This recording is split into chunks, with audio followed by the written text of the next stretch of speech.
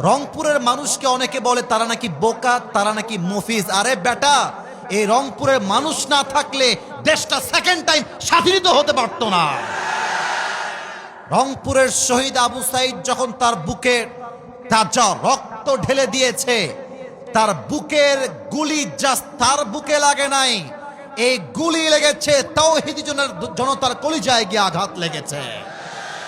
রংপুরকে তোমরা মফিজ বলো, রংপুরকে তোমরা বোকা বলো, মাথায় রাখবা রংপুরের মানুষ আর কিছু ভালোবাসুক বা না বাসুক, তারা কোরআনকে ভালোবাসে, তারা ইসলামকে ভালোবাসে।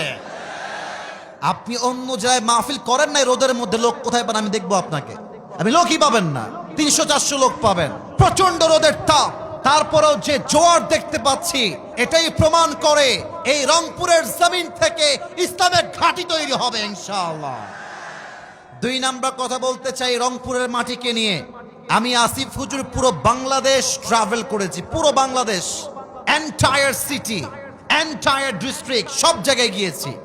প্রত্যেক এলাকায় হয়তো বা যাই নাই, প্রত্যেকটা জেলায় আমি গিয়েছি। কিন্তু আমি আগেও বলেছি, আজকেও বলছি, তাফসীরের জগতে, মাহফিলের জগতে প্রত্যেকটা জেলাই সেরা, প্রত্যেকটা বিভাগই ভালো, বাট রংপুরের সঙ্গে কারো কোনো তুলনা চলবে না। এখানকার মানুষ এমন জোশে থাকে, এদেরকে যদি জিহাদের জন্য ডাক দেওয়া হয়, এটা আমার মনে প্রাণে বিশ্বাস, অসংখ্য যুবক বুকের তাজা রক্ত দেওয়ার জন্য প্রস্তুত হয়ে যাবে। আল্লাহ রংপুরের জমিনকে কবুল করুক, পড়েন সবাই আমিন। আপনাদের বউ আছে কার কার একটু হাত তোলেন, বউ আছে? আচ্ছা, বউ আছে, হাত নামান। এবার যারা কপাল পোড়া, বউটো কেউ নাই, কপাল পোড়ারা একটু হাত তুলে দেখি, তোমাদের হাত দেখা যায়। আপনাদের কারো বউ নাই? আমি বিশ্বাস করি না। আচ্ছা যুবক ভাইয়ারা, হাত নামাও, হাত নামাও। আমার আব্বা জানদের পায়ে আজকে হাত রাখলাম, আমি আসিফ হুজুর আব্বা জানদের পায়ে হাত রাখলাম, মাদের সামনে 2 হাত জড়ো করলাম। এই যুবকদের চরিত্র রক্ষা করতে চাইলে একমাত্র বিয়ে ছাড়া সেকেন্ড কোন অপশন হতেই পারে না আমার যুবক ভাইরা। এদেরকে R15 দিয়ে খুশি করা যাবে না, iPhone 16 Pro Max দিয়ে খুশি করা যাবে না। এই যুবকরা খুশি হবে একমাত্র চরিত্রবান দিনদার মেয়ে বউ হিসেবে পাওয়ার মাধ্যমে। আব্বা বোঝে না রে, আব্বা বোঝে না। আব্বারা বলে যে বাবা নিজের পায়ে দাঁড়া, দাঁড়িয়ে তারপর তুই বিয়ে কর। মাথায় রাখবেন, নিজের পায়ে যতটুকু দাঁড়িয়েছে দাঁড়াক।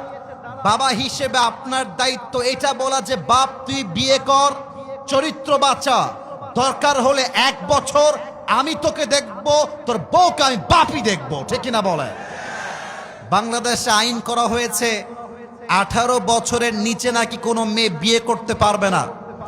আমার প্রশ্ন হচ্ছে, 18 বছরের নিচে বিয়ে করতে পারবে না তা মেনে নিলাম, কিন্তু 13 বছরের যেই মেয়েটা পার্কে গিয়ে ইজ্জত বিলীন করছে, টিকটক করছে, ইজ্জতের ধাজিয়া উড়াচ্ছে, তার জন্য আপনার আইনটা পাস হবে কবে?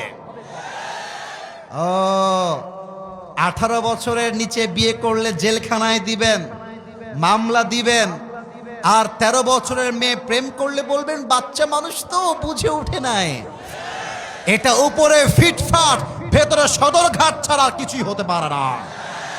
এবং আমার অবাক লাগে মেয়েদেরকে দেখলে, এক একটা মেয়ে 4-5টা বয়ফ্রেন্ড বিলং করে। আমি জানি এই কথার জন্য অনেকে রাগ করবেন, আমি জানি, আমি জেনেই বলছি। আমার কথা একটা, যেই মেয়েগুলো আজকে টাকা পাইলে, সরকারি চাকরি পাইলে বুইরা টাকলার সঙ্গে বিয়ের পিড়িতে বসে যায়, এই মেয়ে জীবনে যাই পাক আর না পাক সুখের সন্ধান কোথাও খুঁজে পাবে না। অতএব আব্বা জানদেরকে বলবো, আব্বা জান বিয়ে যখন দিবেন, মেয়ের জন্য টাকাওয়ালা খুঁজে বাদ দিয়ে চরিত্রবান যুবককে আপনার খুঁজে বের করতে হবে, ঠিক কিনা বলো? আল্লাহ মাদেরকে, বাবাদেরকে বোঝার তৌফিক দান করুক, পড়েন সবাই আমিন।